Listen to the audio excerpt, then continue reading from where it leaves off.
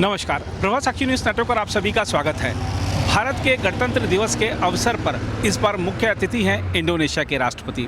प्रधानमंत्री नरेंद्र मोदी ने आज इंडोनेशिया के राष्ट्रपति को अपना भाई बताया और कहा कि जिस तरीके से भारत के पहले गणतंत्र दिवस पर इंडोनेशिया के राष्ट्रपति मुख्य अतिथि थे, वैसे ही जो 75 वर्ष हमारे संविधान को लागू हुए हो रहे हैं और आज जब हम गणतंत्र दिवस मना रहे हैं तो इंडोनेशिया को ही ये सौभाग्य मिला है कि वहाँ के राष्ट्रपति इस अवसर पर मुख्य अतिथि हैं। प्रधानमंत्री नरेंद्र मोदी ने इंडोनेशिया के राष्ट्रपति का स्वागत किया और कहा कि जो रणनीतिक साझेदारी है दोनों देशों की वो गहरी हुई है। दोनों देशों ने आज कई समझौते भी किए। प्रधानमंत्री ने इन समझौतों के महत्व को रेखांकित किया और इस दौरान उन्होंने कई बड़ी बातें भी कहीं। हम आपको बता दें कि इंडोनेशिया के राष्ट्रपति एक दिन पहले यानी शुक्रवार शाम को नई दिल्ली पहुँचे थे और आज सुबह उनका राष्ट्रपति भवन में औपचारिक स्वागत किया गया, पारंपरिक अंदाज में किया गया।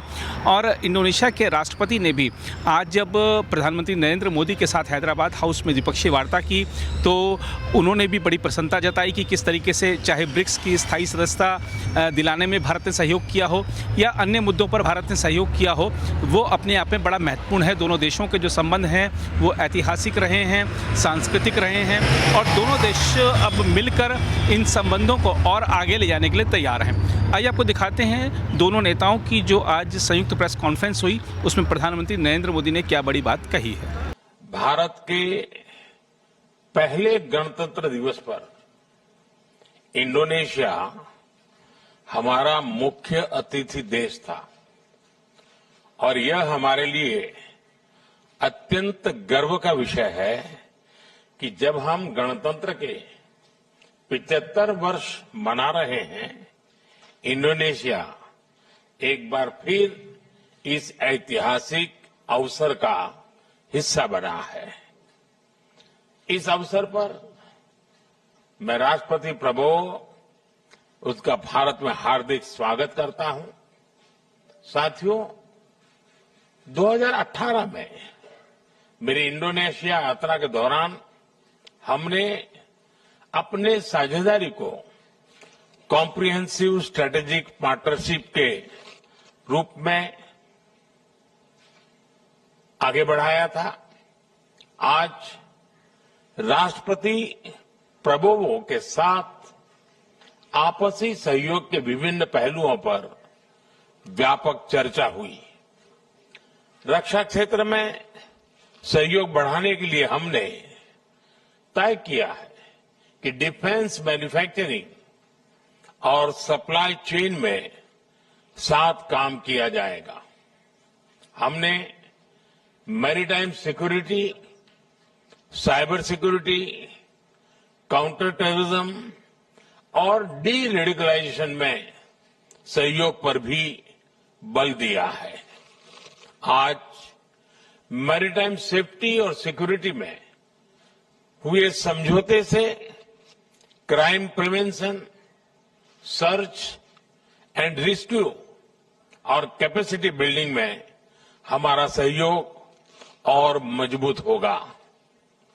पिछले कुछ वर्षों में हमारी द्विपक्षीय व्यापार में तेजी आई है और पिछले वर्ष यह $30 बिलियन से अधिक हो गया है। इसे और बढ़ाने के लिए हमने मार्केट एक्सेस और ट्रेड बास्केट को डाइवर्सिफाई करने पर बात की है। प्राइवेट सेक्टर भी हमारे प्रयासों में बराबर का भागीदार है। आज हुई सीईओ फोरम की बैठक और निजी क्षेत्र में जो समझौते हुए हैं उनका हम स्वागत करते हैं। Fintech, artificial intelligence, internet of things और डिजिटल पब्लिक इंफ्रास्ट्रक्चर जैसे क्षेत्रों में हमने आपसी सहयोग को और सशक्त करने का निर्णय लिया है। हेल्थ और फूड सिक्योरिटी के सेक्टर में भारत अपने अनुभव जैसे कि मिड डे मील स्कीम और पब्लिक डिस्ट्रीब्यूशन सिस्टम इंडोनेशिया के साथ साझा कर रहा है। हमने तय किया है कि energy, critical minerals, science and technology, space और स्टेम एजुकेशन के क्षेत्रों में भी साथ मिलकर काम किया जाएगा। दोनों देशों की डिजास्टर मैनेजमेंट अथॉरिटीज के बीच ज्वाइंट एक्सरसाइज की जाएगी। साथियों, भारत और इंडोनेशिया के संबंध हजारों वर्ष पुराने हैं। रामायण और महाभारत से प्रेरित गाथाएं और बाली यात्रा हमारे लोगों के बीच अनवरत सांस्कृतिक और ऐतिहासिक संबंधों के जीते जागते प्रमाण है। मुझे खुशी है कि इंडोनेशिया में बोरोबुदुर बौद्ध मंदिर के बाद अब हम प्रम्बानन हिंदू मंदिर के संरक्षण में भी योगदान करेंगे। साथ ही वर्ष 2025 को Bharat ASEAN year of tourism के रूप में मनाया जाएगा। इससे भारत और इंडोनेशिया के बीच सांस्कृतिक आदान प्रदान और पर्यटन को भी बढ़ावा मिलेगा।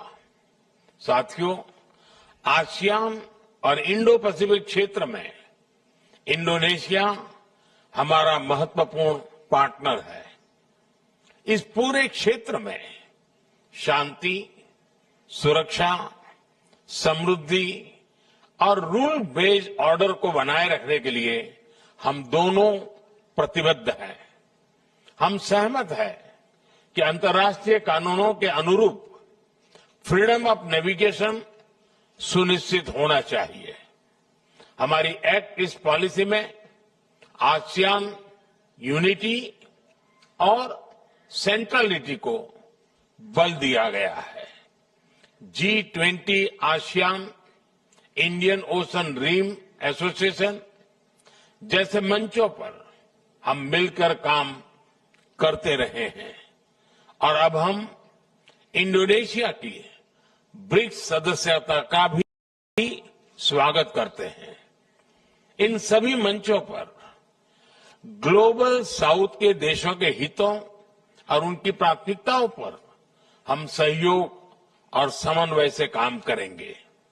एक्सेलेंसी, कल गणतंत्र दिवस समारोह में मुख्य अतिथि के रूप में आपकी भारत यात्रा हमारे लिए गर्व का विषय है। इस समारोह में पहली बार इंडोनेशिया के मार्चिंग दस्तों को देखने के लिए हम सभी उत्सुक हैं। मैं एक बार फिर आपका और आपके डेलीगेशन का भारत में हार्दिक स्वागत करता हूं। अगर आप भी लेना चाहते हैं देश दुनिया की तमाम जानकारी तो आज ही सब्सक्राइब करें हमारे चैनल को। साथ ही नीचे दिए बेल आइकन को जरूर दबाएं ताकि हर अपडेट आप तक पहुंच सके।